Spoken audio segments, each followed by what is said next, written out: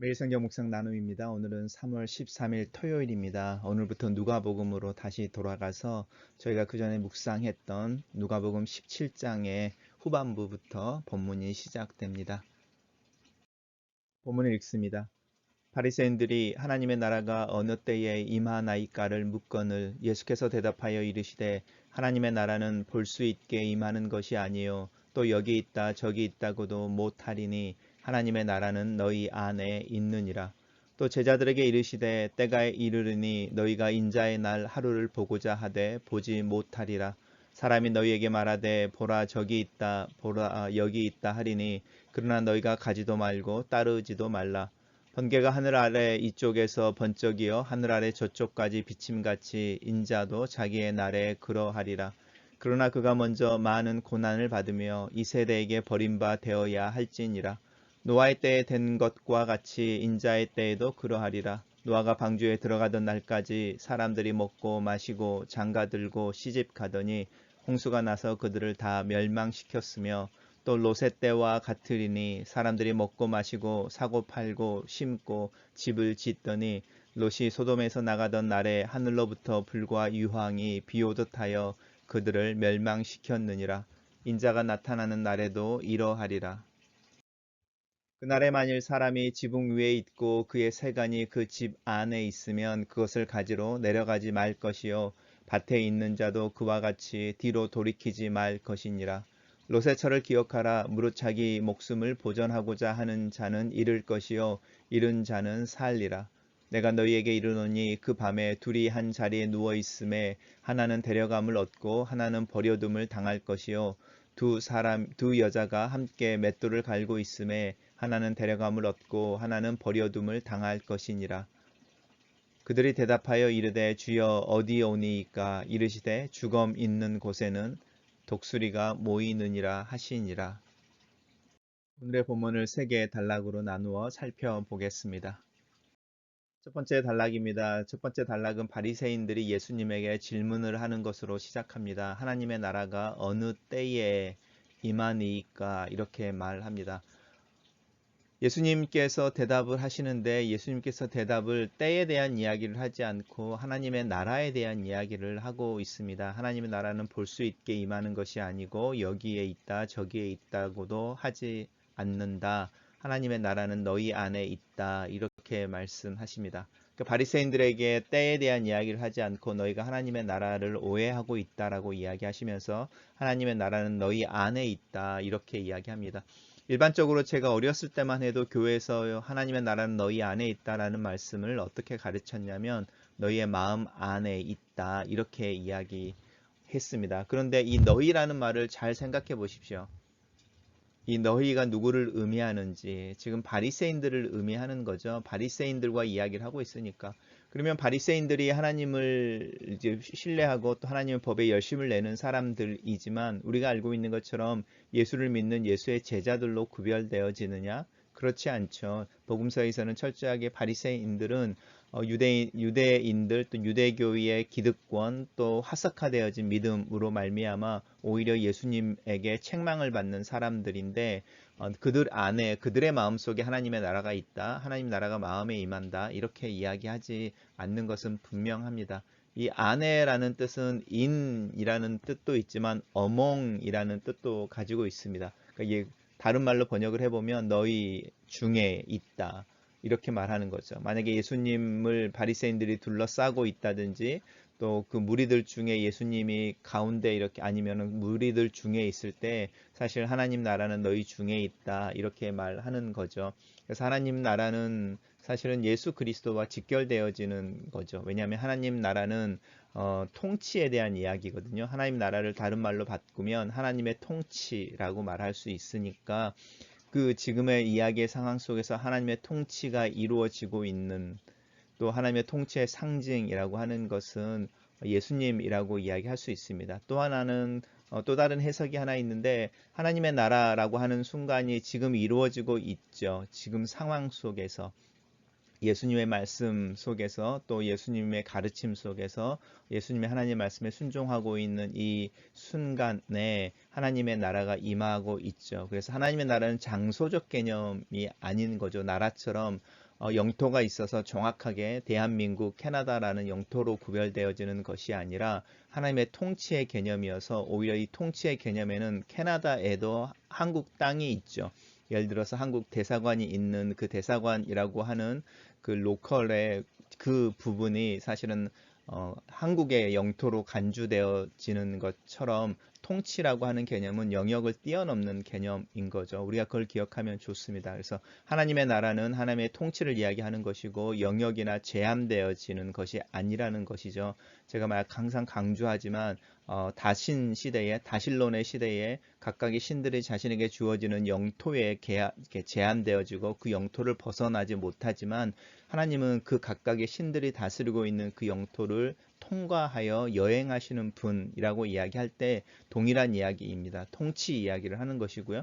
그 통치는 우리 마음이라는 부분이 아니라 예수 그리스도가 임재하고 있는 그 임재에 의해서라는 것이고 또 하나님의 말씀, 또 하나님의 말씀이 드러나는 순종하는 사람들의 삶의 상황 가운데 이루어집니다. 그래서 우리가 살고 있는 우리의 삶의 현실은 대한민국의 주 캐나다 대사관과 같이 하나님의 통치가 대한민국이라고 하는 영토를 벗어나 이 세상이라고 하는 영토의 한 중간에 여전히 하나님의 나라가 하나님의 통치가 임하고 있다라는 그 주권을 드러내는 그것이 바로 그리스도인들의 삶이고 그 의미가 하나님의 나라는 너희 안에 있다라는 뜻입니다.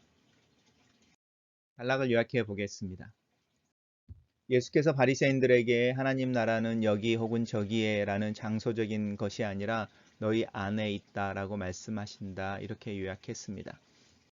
두 번째 단락입니다. 두 번째 단락은 이제 대상이 바뀌었죠. 바리새인들이 아니고 제자들에게 이야기하시는데 이 제자들에게는 하나님의 나라의 기본 컨셉에 대해서 말씀하시는 것이 아니고 때에 대한 이야기를 하는 거죠. 이게 우리가 앞에서 봤던 첫 번째 단락과 두 번째 단락으로 넘어오면서의 차이인 거죠. 그 바리새인들이 물어봤던 하나님의 나라가 어느 때에 이르리까 임합니까? 라는 그 질문에 대한 대답을 바리새인들에게 하지 않고 제자들에게 하고 있습니다. 왜냐하면 그 하나님의 나라가 구체적으로 임하는 어떤 순간 그때라고 하는 부분들은 예수를 믿고 예수를 그리스도로 고백하는 사람들에게 중요한 개념이고 정말로 중요한 요소이지 무관심한 사람들 또 신앙 밖에 있는 사람들에게는 그 때의 문제가 아니고 믿음의 핵심이라고 이야기하는 그 하나님 나라가 무엇인지를 알려주는 게 더 중요하다고 이야기하시는 예수님의 의도가 분명하게 첫 번째 단락과 두 번째 단락 사이에서 나타나고 있습니다. 그러면서 너희가 하나님 인자의 날 하루라고 말하는데 사실은 인자의 날들 중에 하루라고 해석할 수 있습니다. 그래서 이제 인자의 날들 중에 하루 이렇게 이야기를 하면 그 다음에 나오는 것과도 같습니다. 예를 들어서 노아의 때라고 말할 때 노아의 때에 노아가 방주에 들어가는 날이라고 하는 그 날이 있죠. 그게 하루인 거죠. 예수님 말씀하시는 하루라고 하는 부분이 노아가 방주에 들어가던 그 날인 것이고요. 인자의 날들 중에라고 하는 부분이 노아의 때라고 말하는 장기적인 이야기로 연결이 됩니다. 자, 그러면 인자의 날들과 노아의 날들을 연결시켜 보면 그 날들의 사람들이 먹고 마시고 장가 들고 시집 가고 홍수 이렇게 이야기하는 거죠. 그 일상의 삶을 사는 중에라는 뜻입니다. 그리고 그 일들이 다시 이 롯의 때에도 똑같이 연결되어집니다. 그 롯의 날들에는 사람이 먹고 마시고 사고 팔고 심고 집을 지었다.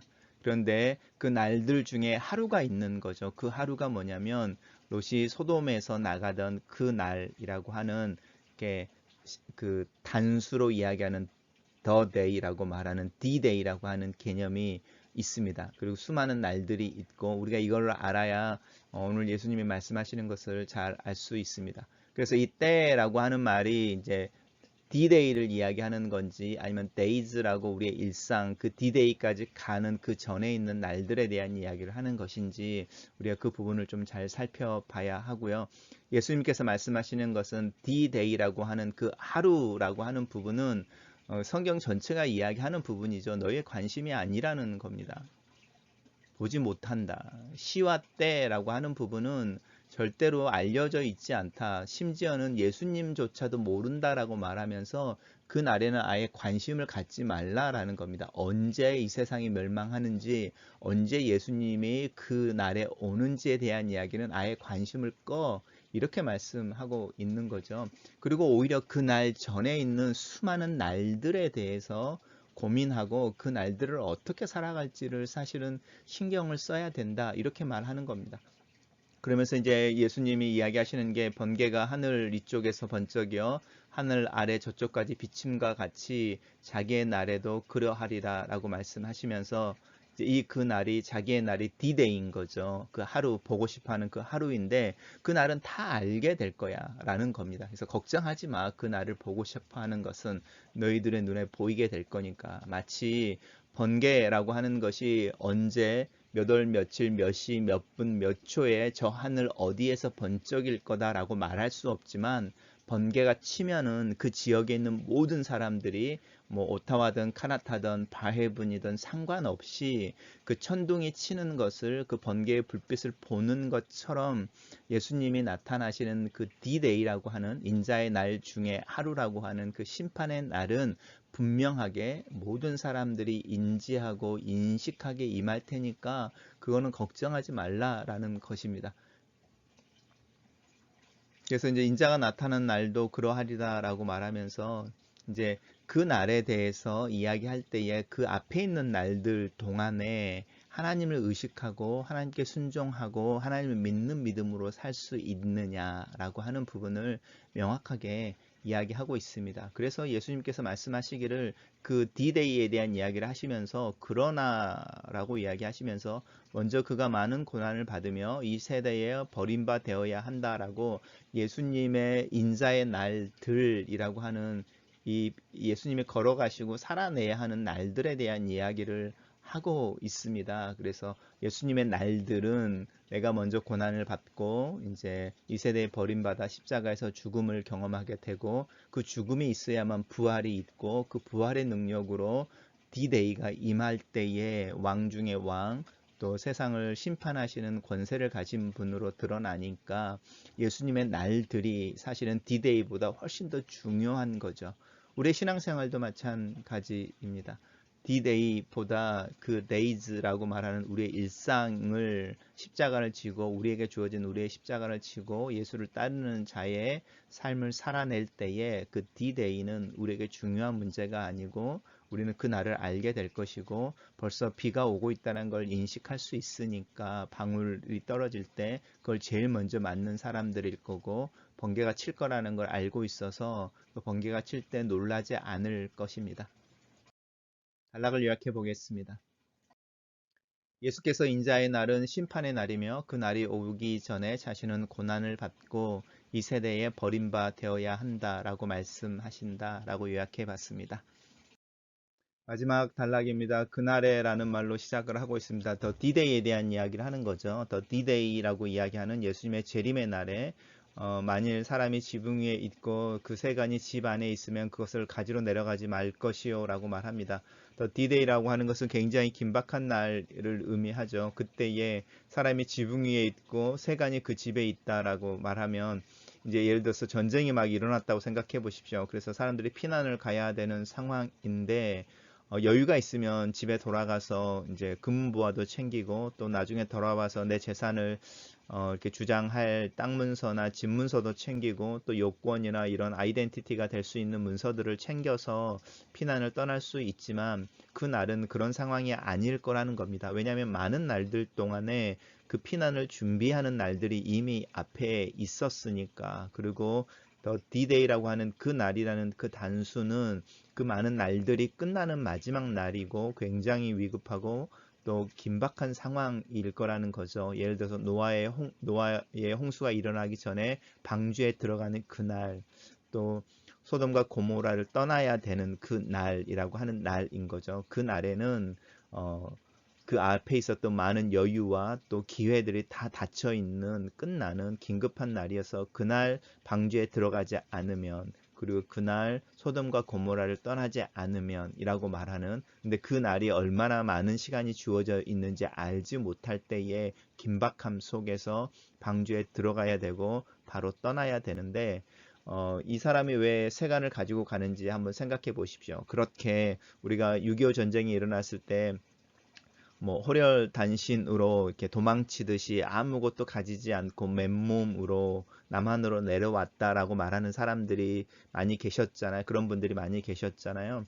근데 이제 세간을 가지고 온다고 하는 부분들은 무슨 뜻이냐면 내가 그렇게 피난하여 불확실로 들어가는 내일이라고 하는 내일을 내가 가지고 있는 것으로 커버해 보겠다는 거죠. 이제 그런 의도가 있는 거죠.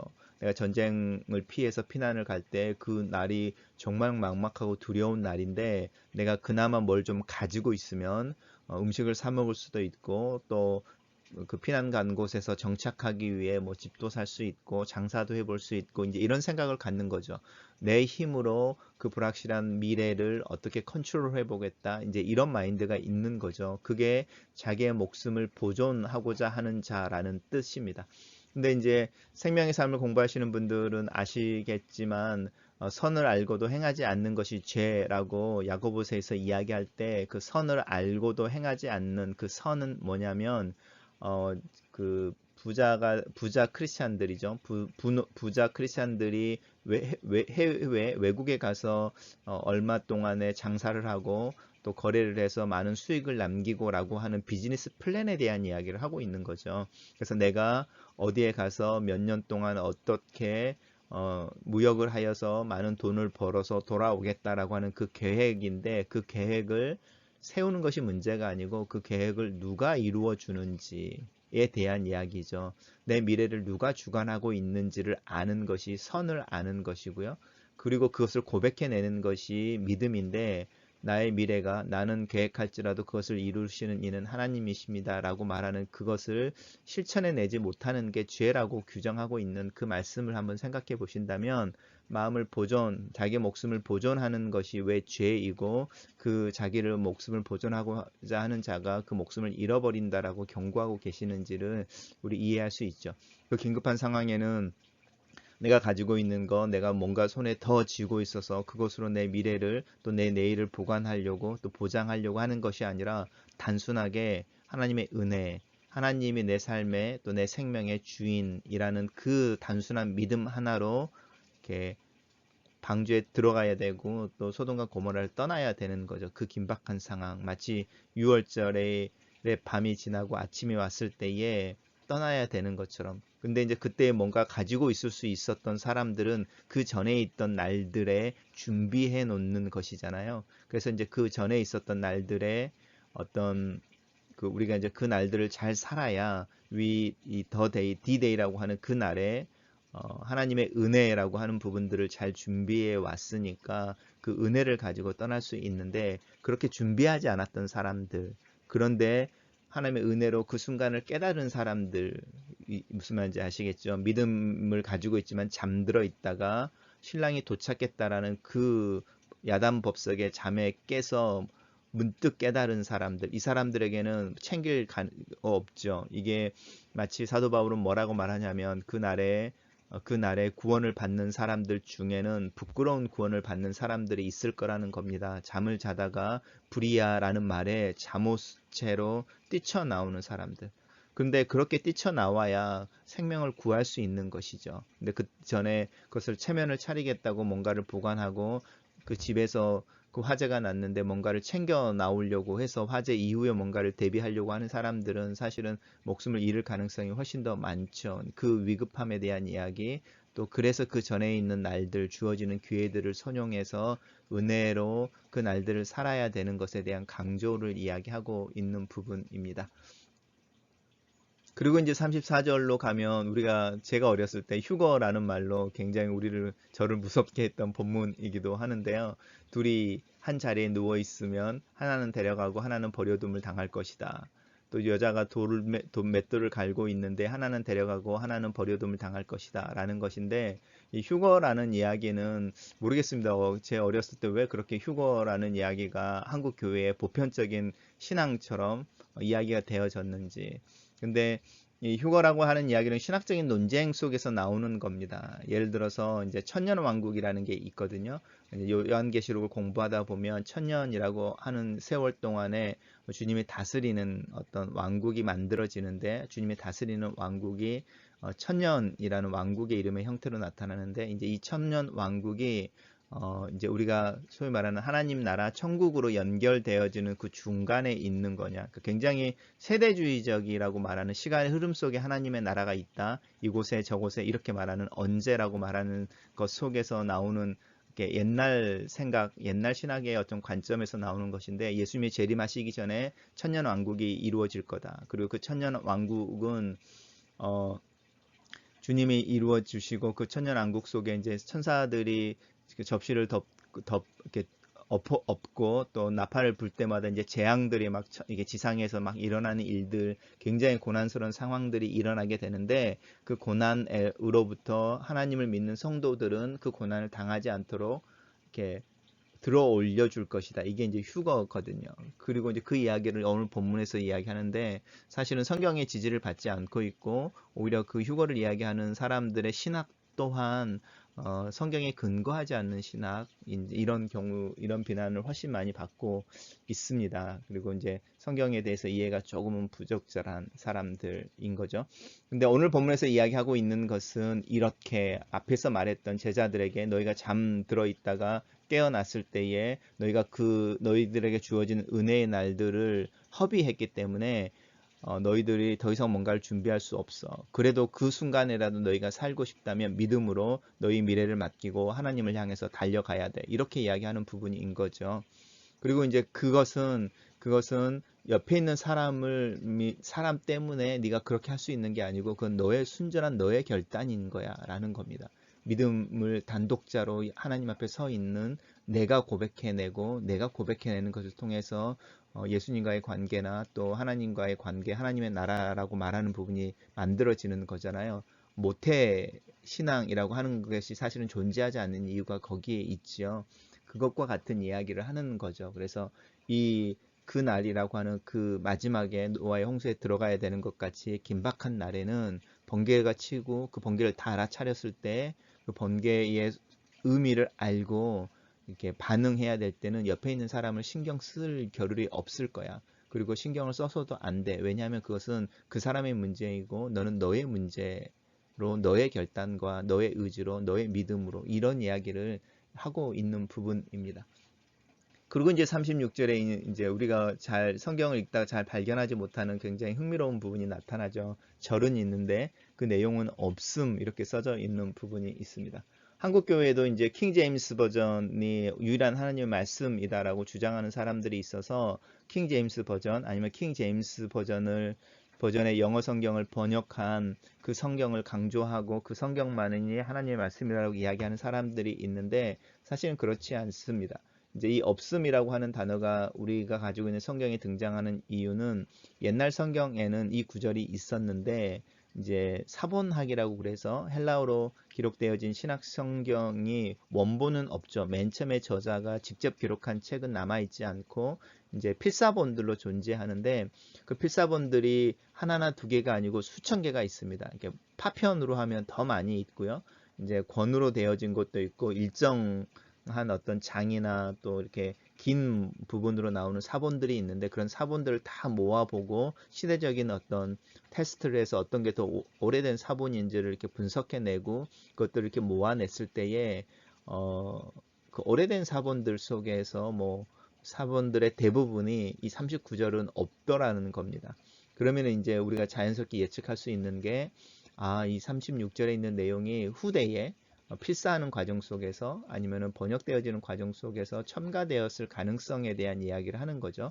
그리고 우리가 이제 더 원본에 가까운 성경을 만들어내기 위해서, 또 그 원본에 가까운 성경을 가지기 위해서 오래된 사본들 속에 또 대부분의 사본들 안에는 나타나지 않고, 만약에 100개의 사본이 있는데 하나에는 나타나는 구절이 99개는 나타나지 않을 때 36절과 같은 표현으로 남겨놓습니다. 대신에 대부분의 성경 밑에 주해나 노트처럼 이 36절의 이야기가 나타나고 그것을 기록해 놓고 있습니다. 예를 들어서 이제 오늘 그 36절에 없음이라고 나와 있는데, 그것이 이제 아까 말씀드린 사본학의 발달 속에서 원본에 가까운 성경 그리고 다른 대부분의 사본에는 이 구절이 나타나지 않는데, 어떤 사본들에는 36절이 있다라는 의미로 없음 이렇게 해놓고 성경 밑에 이 36절의 내용이 있습니다. 그 내용이 뭐냐면, 두 사람이 밭에 있으면 하나는 데려감을 당하고 하나는 버려짐을 당할 것이요 라는 거죠. 그 앞에 있는 두 사람이 한 자리에 누워 있다가 하나는 데려가고 하나는 버림을 당하고 맷돌을 갈다가 이렇게 이야기하고 이제 밭 이야기하는 거죠. 밭에서라고 하는 구절이 36절에 어떤 사본에는 들어있고 대부분의 사본에는 없다라는 뜻입니다. 그리고 그들이 대답하여 주여 어디에 오니까 라고 말하는데, 이 질문이 되게 어렵죠. 이제 제자들이 물어보는 게 무슨 말인지 잘 모를 수 있는 질문입니다. 주여 어디 오니까, 장소에 대한 이야기를 하고 있죠. 여기 저기 이런 것에 대한 이야기가 오늘 본문 맨 처음에서 나오고, 제자들이 이제 그 이야기를 다시 이야기하고 있습니다. 그러니까 잘 이해하지 못했다는 거죠. 제자들이 예수님께서 하나님 나라는 장소적인 개념이 아니고 통치적인 개념이야. 그리고 너희들이 하나님의 말씀 그 통치에 순종하여 살아갈 때 그곳에 하나님 나라가 임해. 그리고 내가 있는 이 순간에 내가 그 하나님의 말씀에 가장 순종하고 하나님의 통치에 가장 그리고 그 통치를 드러내는 사람으로 있어서 내가 곧 사실은 하나님의 나라, 내가 있는 곳에 하나님 나라가 있어. 이제 이렇게 바리새인들에게 그렇게 이야기하고, 제자들에게는 그 날에 대해서는 하나님만 아시는 거고 번개가 치는 것처럼 명확하게 드러날 거니까 너희들이 다 알게 되는 그 날에 대해서는 걱정하지 말고, 오히려 너희들을 그 날 앞에 주어지는 너희들의 날들에 믿음으로 살아가. 나는 그 날들에 나에게 주어진 그 날들을 살아내기 위해 나에게 주어진 고난과 죽음의 길을 걸어갈 거야 라고 말씀하시면서, 오늘 이제 세 번째 본문에서 그런데 그것을 기억하지 못하고 잠들어 있었다가 번개 소리에, 천둥 소리에 눈이 반짝 튀었다면 기억해라, 그게 그날이라는 것을. 그리고 그때는 만사 제쳐놓고 그 너가 가지고 있는 믿음을 따라서 하나님 앞에 신뢰함으로 너 목숨을 구하기 위해 과감하게 호련단신으로 믿음으로 반응해야 돼. 그것이 네가 사는 길이야. 그리고 그것을 위해서는 옆에 있는 사람 깨우고 또 옆에 있는 사람 때문에 이런 겨를이 너희들에게는 없고, 그게 필요하지 않고 그건 너의 단독자로서의 너의 결정인 거야. 이제 이 이야기를 하고 있는데, 제자들이 갑자기 어디입니까? 하나님 나라가 어디서 임합니까? 이런 이야기를 하는 거죠. 아니면 이제 그날 그 심판이 어디에서 이루어지는 겁니까? 이렇게 말할 수도 있고요. 그럴 때에 예수님께서 이제 죽음이 있는 곳에 독수리가 모인다라고 말하면서 다시 그 이야기를 하는데요. 되게 이제 선문답 같죠. 죽음이 있는 곳에 독수리가 모인다, 시체가 있는 곳에 독수리가 모인다라는 것이요. 독수리를 보면 어디에 죽은 동물의 사체나 그런 게 있을 거라는 걸 우리가 짐작해낼 수 있죠. 독수리가 이렇게 맴돌고 있는 곳을 알게 되면. 그러면서 이제 다시 말하는 거죠. 너희 주님 어디에 오니까라고 할 때 이곳이나 저곳이 아니다. 그렇죠? 통치의 문제인 거다. 그리고 그 날에 대해서 중요한 부분이 아니라 더 데이보다, 그러니까 디데이보다 날들이라고 하는 너희들에게 주어지는 구원의 날들, 은혜의 날들에 더 신경을 써야 돼. 그리고 그 날이라고 하는 심판의 날에 대해서는 너무 신경 쓰지 마. 그것은 너희들이 다 알게 되고, 정확한 장소는 알지 못하지만 비가 올 것 같은 것을 알아차리고, 비가 올 때 그 빗방울을 먼저 알아차려서 천둥이 치기 전에 비가 오는 것처럼 너희들이 그거에 대한 인식은 다 있을 거야. 걱정하지 마. 이렇게 말씀하고 계십니다. 단락을 요약해 보겠습니다. 저는 예수께서 인자가 나타나시는 날의 긴박함 속에서 믿음을 따라 행동할 것을 요구한다. 이렇게 요약했습니다. 묵상 포인트입니다.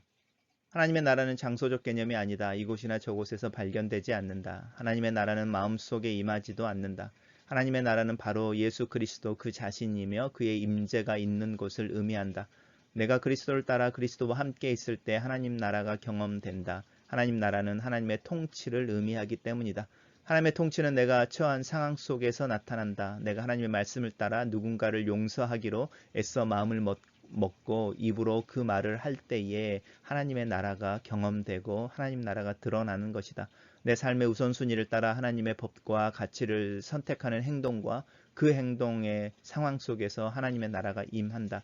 나는 얼마나 이 세상에 하나님 나라를 드러내는 삶을 살고 있는지, 번개가 치면 온 세상이 그 번개 소리와 밝음에 진동하는 것처럼 내 삶에 하나님의 나라를 드러내는 그 번개가 자주 나타나기를 기도한다.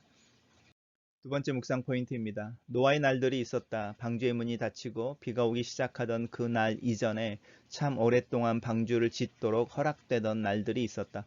문제는 홍수의 날이 아니라 이 방주를 짓던 날들에 있다. 하나님의 은혜가 유지되던 날들이었다. 구원의 날들이었다. 이 날들에 사람들은 하나님을 무시하고 살았다. 그들에게 주어진 은혜의 날들을 무시했다. 그러는 중에 물은 서서히 끓어오르고 그렇게 죽음까지 알아차리지 못하고 죽어가는 개구리처럼 자신의 운명에 무감각한 채 스스로의 운명을 개척한다는 확신과 착각 속에서 하나님의 은혜를 소비하고 서서히 죽어가던 날들이 있었다. 예수의 날들이 있었다. 이 땅에 우리와 같은 모습으로 살아가시던 날들이다.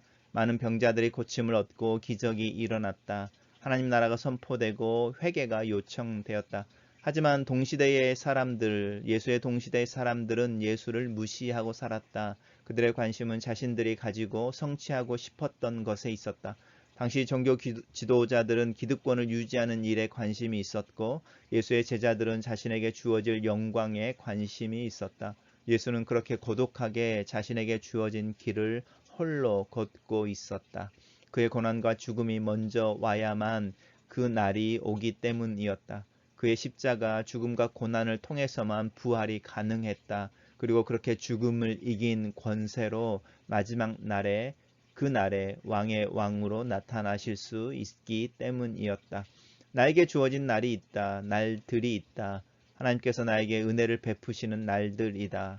그래서 나는 오늘 하루를 시작한다. 오늘은 기회의 날이며 축복의 날이며 하나님의 나를 기대하시는 날이다. 하루하루를 긍정하며 감사하며 살자. 하나님을 의식하며 그분과 동행하며 그분과 함께 살아가며 함께 만들어내는 날들에 대해 고민하고 나를 훈련하자. 마지막 묵상 포인트입니다. 죽음을 두려워하는 것은 인간의 본성이다. 죽음 앞에서 예수께서도 몸부림치는 기도와 씨름을 하는 밤을 세웠다. 죽음을 두려워하여 얽매이는 것이 있다. 사실은 그것 때문에 죽어가는 것인데 자신을 죽어가게 하는 것을 끊어버리지 못하는 아이러니가 우리의 삶 속에 있다. 롯의 아내는 자신의 죽음의 원인이며 장소였던 소돔과 고모라를 떠나는 것을 주저했다. 살기 위해 떠나는 것인데 그 떠남이 오히려 그녀를 두려워하게 했다. 그녀는 그렇게 죽음도 아닌 삶도 아닌 구름기둥이라는 이상한 존재가 되어버렸다. 복음은 죽음을 두려워하는 것을 탓하지 않는다. 무엇이 나를 죽게 하는지를 이야기한다.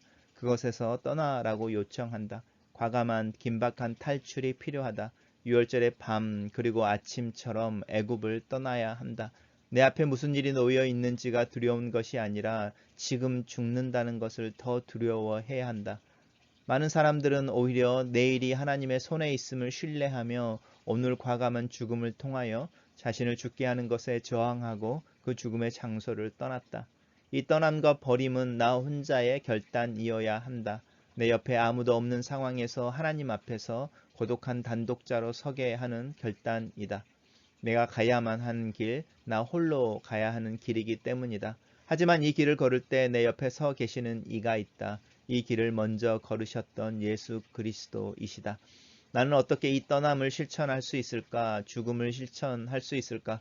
나에게 소돔과 고모라는 무엇이며 내 마음은 어디에 뿌리를 내리고 하나님의 경고 앞에서도 그곳을 떠날 생각을 하지 않는 것일까? 나는 이 믿음으로 사는 길에 홀로 서 있는 고독을 감당할 강함이 있는가? 내 옆에 변하지 않는 진실과 나를 지원하시는 동반자로 계시는 예수 그리스도를 정말로 기대어 살고 있는가? 글로 쓰는 기도입니다. 살아계신 하나님, 가끔씩 죽음을 생각할 때가 있습니다. 두려움과 애써 담담해하는 감정이 교차합니다. 죽음이 잠자는 것이며 또 그 잠에서 깨어나면 또 다른 세계, 또 다른 상황이 있는 나에 대한 이야기를 성경에서 듣습니다. 그리고 소망을 품습니다. 하나님을 의지하여 사는 사람입니다. 오늘 하나님을 기대어 살기를 원합니다. 그렇게 믿음으로 하루를 시작합니다. 하나님을 기대어 하루를 살아내기를 원합니다. 이 세상이 불어내는 비바람에 밀려가는 것이 아니라 오히려 그 비바람 중에 하나님 나라를 드러내는 번개 같은 삶을 살게 하소서. 믿음으로 떠나는 삶을 이해하고 주저없이 하나님의 말씀하시는 것을 선택할 수 있도록 나를 도와주시옵소서. 나를 붙잡는 것이 내 죽음의 원인이 되는 것을 기억하게 하소서. 고독하고 외롭지만 수년 동안 방주를 짓는 노아처럼 순종의 삶을 살아가게 하소서. 그런 중에 방주가 다 지어지고 주님이 나타나시는 날에 주님을 환영하는 주여 속히 오시옵소서라는 것을 외치는 무리 중에 나 또한 있게 하시옵소서. 이 세상이 혼란스럽고 불확실할수록 종말에 대한 이야기를 많이 하고 오히려 믿음을 흩어버리는 무리들이 있지만 주님께서 주님의 날 이전에 고난과 죽음을 언급하시고 자신에게 주어진 날들을 사셨던 것처럼 나 또한 나의 십자가를 지고 나에게 주어지는 하루하루 그 날들을 믿음으로 살아내는 것에 집중하게 도와주시옵소서. 오늘이 바로 그런 믿음으로 살아낸 감사의 날이 되기를 기도합니다. 예수님 이름으로 기도합니다. 아멘.